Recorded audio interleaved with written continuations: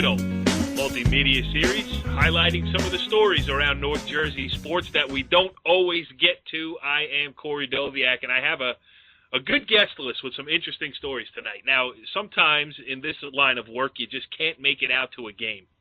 I had a family obligation that kept me away from the Bergen-Bosco match and the Ramapo-Pascack Valley girls basketball games that I was thinking about covering, or hoping to cover anyway. So I scrambled a little bit, and I got a guy who I actually have a lot in common with. It's a little bit weird. We come from the same place. He's still there. My heart's still there. And we welcome in Palisades Park girls basketball coach Will Hutchinson. What's going on, Will? Hey, Corey. How are you? Tough night. Lost the Sun River day, but, played hard, but came up on a short end of the stick. Hey, let's not start with the bad news, all right? We have plenty of time to get to that. We got a lot of good news going on in Palisades Park, and I'm glad that I have an opportunity, a couple of hours carved into the week, to do this show tonight. I'm also going to have on Justin Bank, who is the head coach of Bergen Charter, and I believe he is the youngest head coach in Bergen County, the boys basketball coach of Bergen Charter, who just won their first game ever in program history a couple weeks ago. So that's for a little bit later. I'm going to start with Will here now. And the reason I mention that, Will, is because when you took over the Palisades Park program, it was similar. There weren't a lot of wins in the recent past. I mean, when Mark Cieslak left, and both you and I know Mark, he's one of our mentors and everything else. But it was a bleak situation at Pal Park. Just, you mentioned off the air your first win, all that stuff. Just go back 8 years when you first got the job, and you were young then too, what that was like. When my AD talked to me, John Robolewski, he told me, you have a big task on your hands. The basketball program, when Coach Cieslak left, they didn't win in 5 years. So, do the math. That's about 0-120. So it's pretty bad. And when we took over, I remember in my first year, we didn't win a game, but we were close in a couple of games, and I just remember girls getting emotional and just being close. And I mean being close, being down 10 points with like 2 minutes left in the fourth quarter. That's not close, but it's just a huge undertaking. And glad I did it because, like you said, your heart's here, so is mine. And I really wanted to be a part of this. I wanted to help try to change things.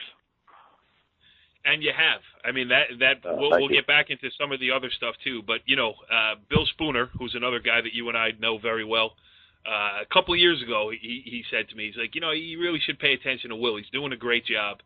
And you started to win some games. Well, first of all, tell us, when was that? When did you get that first win? And who was it against? Where were you? What happened? Second win.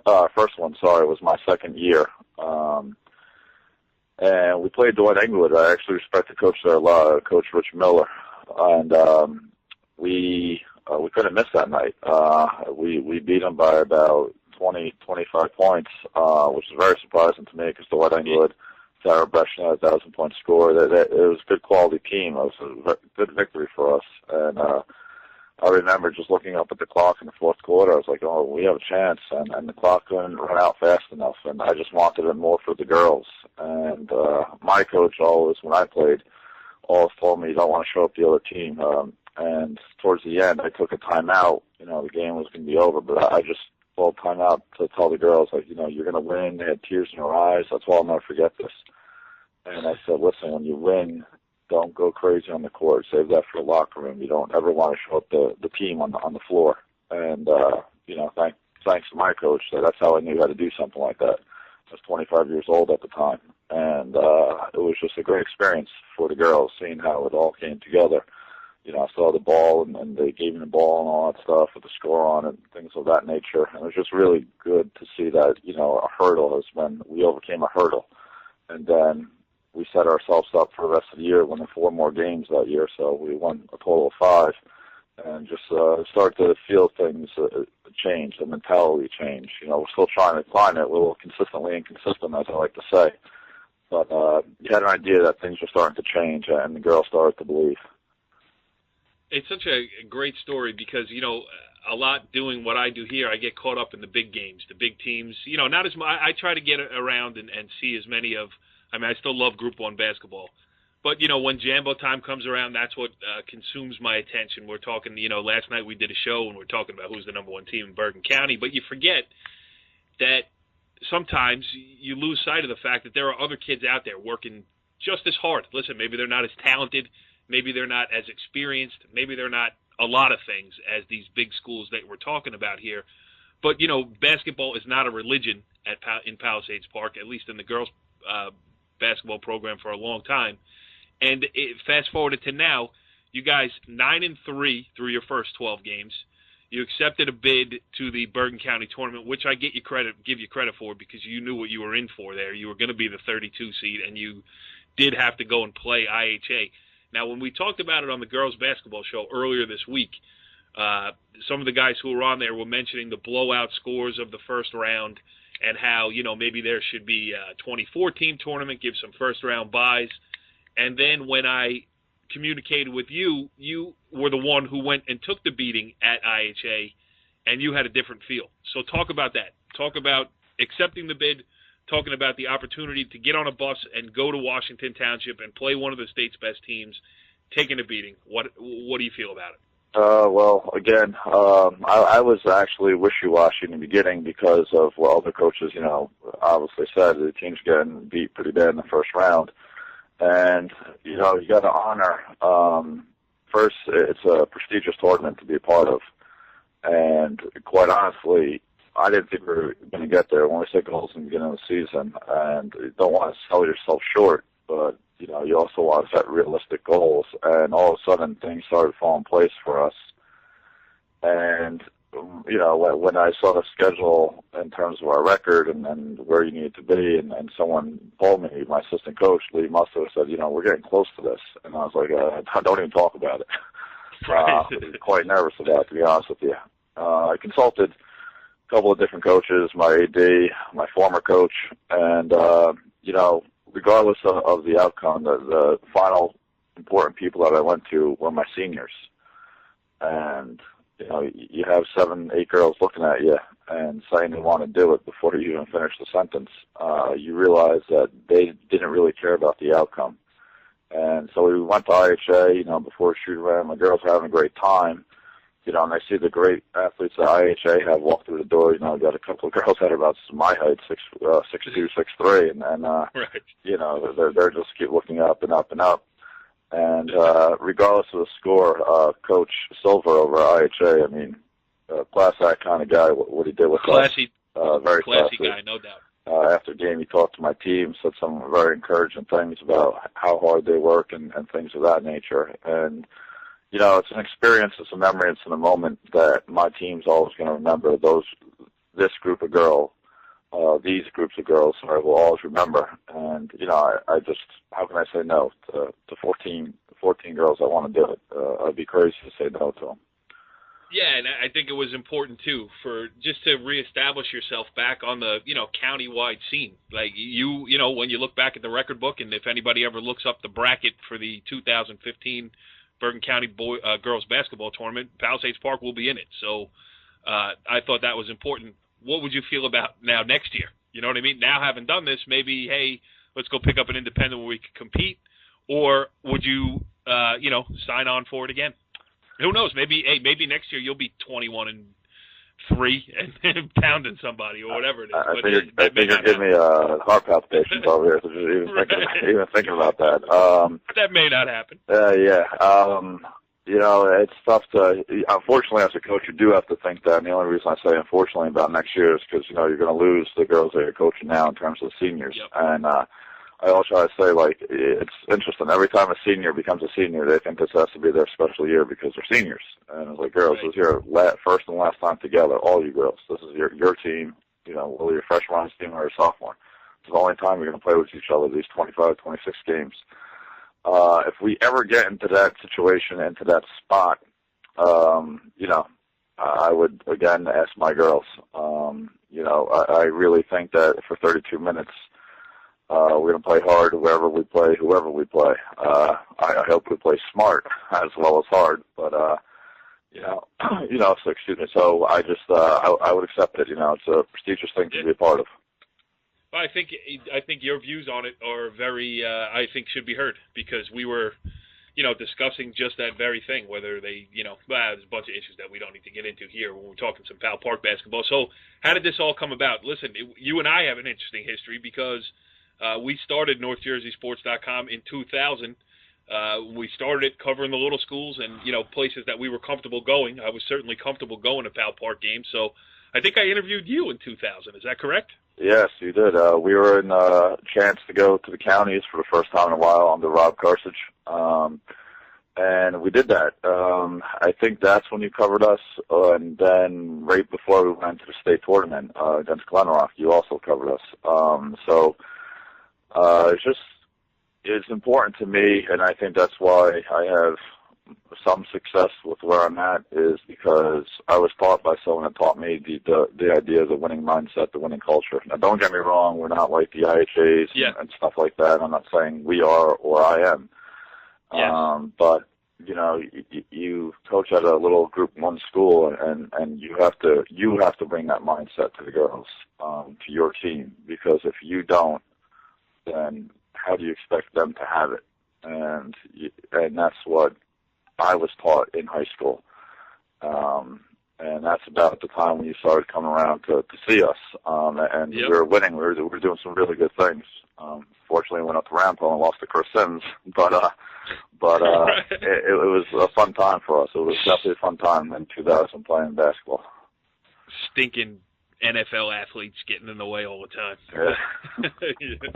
But and you stayed at Pal Park. You're building something great there. And I should say this: I invited Rob Karsich to come on the show tonight too, but he was out scouting. Yeah. But he has an interesting story too, because he took over that Passaic Valley program that was in the throes of a horrible losing streak at the time too. And look, they're 13-2 now. So I worked with them. I worked with them. I didn't mean to cut you off. I worked with them those two years as volunteer coach, and I'm gonna tell you, the job he's doing up there, bar none, I think it's one of the best in New Jersey. I agree. Took over a program that wasn't winning at all, and state title they won 2 years later. Yeah, it's true. It's the Mark Cieslak coaching tree, though, that we've all fallen off. Not that I'm a coach. I've never lost. I have to say I am the best. I haven't lost a game in there you go. 15 years. Pretty good. Unless you count Northvale indoor girls soccer. Which when we went opening day this year, I thought I was going to retire and finish 1-0 this year. That's so good. All right, so last thing here. What happens next? I mean, you're a Pal Park guy. You're entrenched there now. You've done a great job this year. You brought this crew to, you're going to qualify for the state tournament. You brought them to the county tournament. Is it like, it's funny because I know Pal Park Recreation. I played in it 100 years ago. What's it like there now, and what are the prospects for for you to get involved, get your system down there, get involved with the community, and do you have those type of resources, and is that something that you can build up to kind of supply the high school program in years to come? Recently, we just started a 7th and 8th grade program. It's sort of like, it has some legs, so hopefully now it's pointed in the right direction, I believe. We got a couple of players down there now, but I don't want to look too far ahead into the future, because you never know when kids transfer what may happen. But I do want to get my hands more involved with the 7th and 8th grade program. I wish it was even a little younger than that. But, if you look around these other schools, like Crestskills and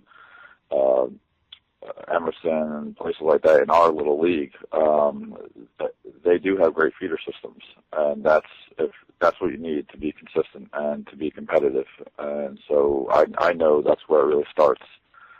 So that is something that we really have to, put a lot of our energy and our focus into. Yeah, that's definitely where it all starts. And as we both know, I used to light it up from that short corner over there at Lindbergh School. That's a really, really, really short corner. Yeah, well, that's why I was so good at it. That short corner is a layup. Will Hutchinson, man, hey, great to catch up with you. Really doing great things over there at Pal Park. And listen, I know a lot of people over there, and I know what they're saying about you, so you don't need me to say it. They're paying you off. Yeah.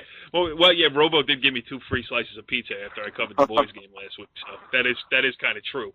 But no, in all seriousness, people are taking notice around town in the school district. And you know I'm rooting for you here on NorthJerseySports.com.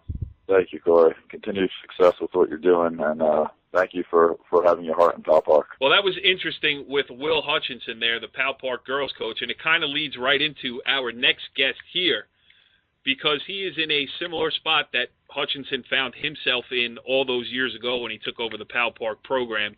Let's welcome in Bergen Charter head coach Justin Bank. Justin, thanks for joining us here on In the Spotlight. Hey, thanks for having us. Appreciate it very much. Well, it's interesting. I mean, 26 years old, head coach. Probably, I can, you know, with my cracked research staff, we can't find a younger head coach in Bergen County, boys or girls. So, I believe you're it, my man. And you're over there at Bergen Charter, just its second year of varsity play. And you know, let's get a little background first. Why Bergen Charter as your first job? Why walk into a program, you know, take on this challenge of starting a program from scratch as your first job? All right. Well, to start, I'm from New Jersey. I'm from Berkeley Heights. I went to Governor Livingston High School. Right. Graduated, went down to James Madison University in Virginia. Yes.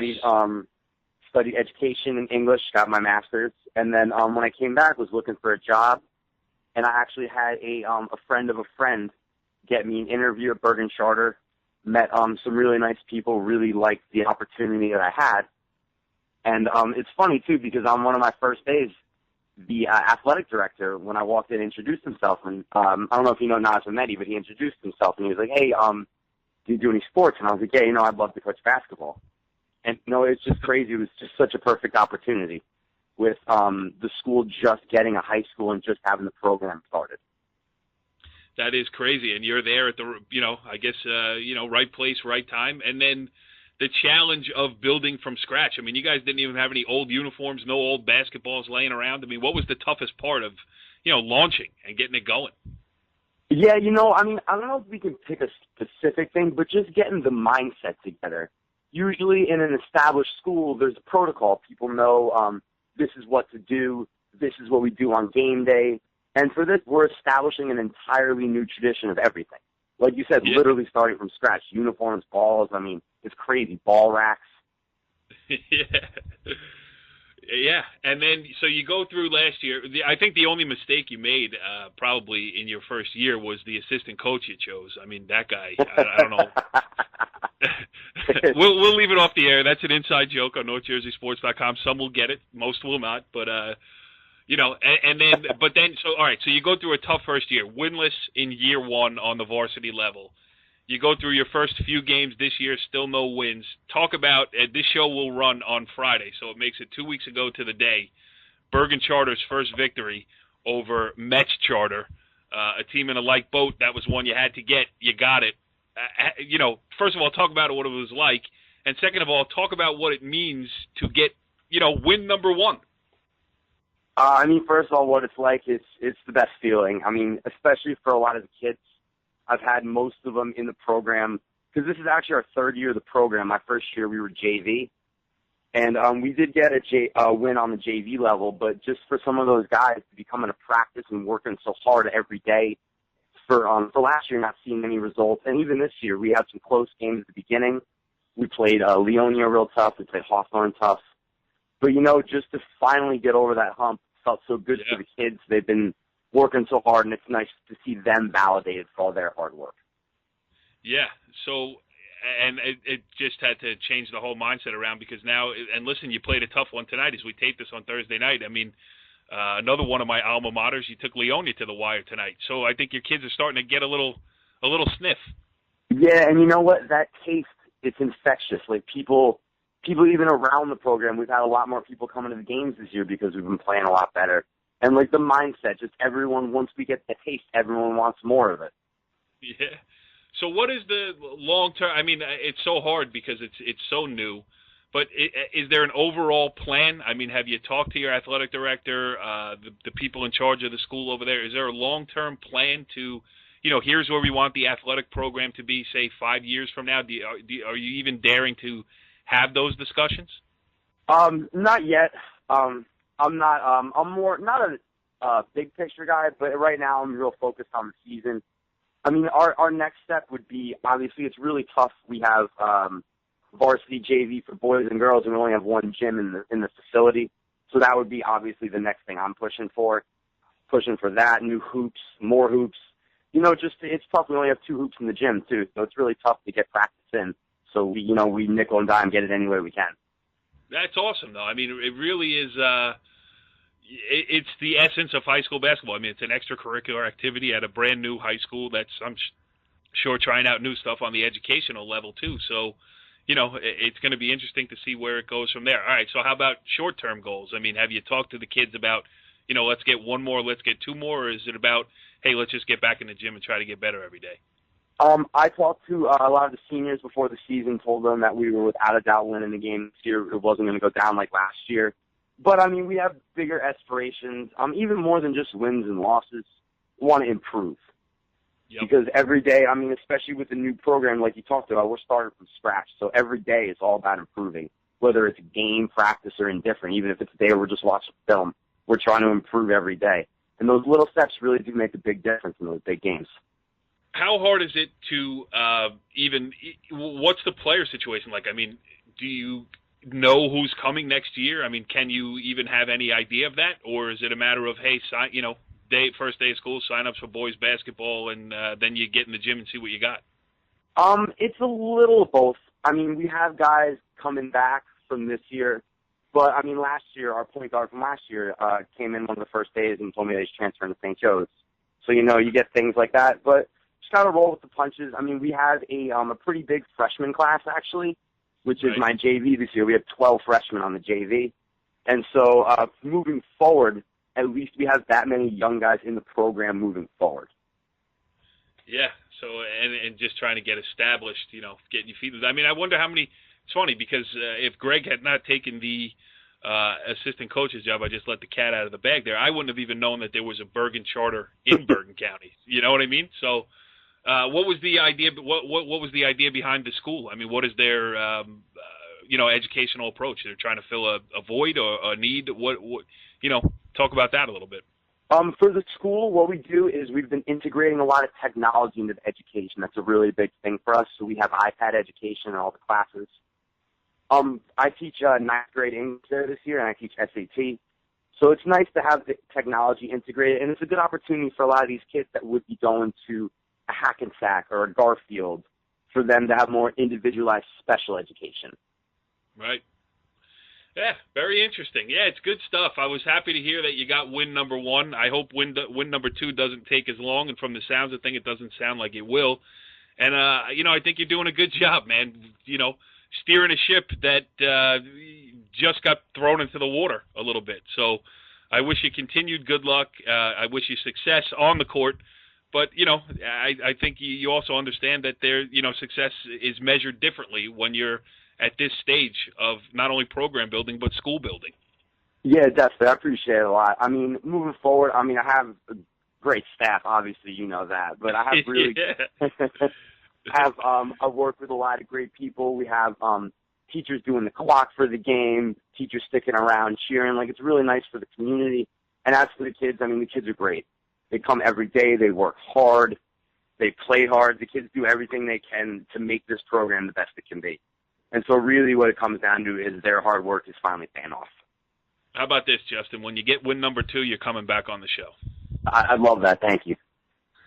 Good stuff. Justin Bank, the head coach of Bergen Charter. First appearance for any member ever of Bergen Charter here on a NorthJerseySports.com multimedia presentation, and I think you did a heck of a job. Thanks a lot. I appreciate that. Follow the leader.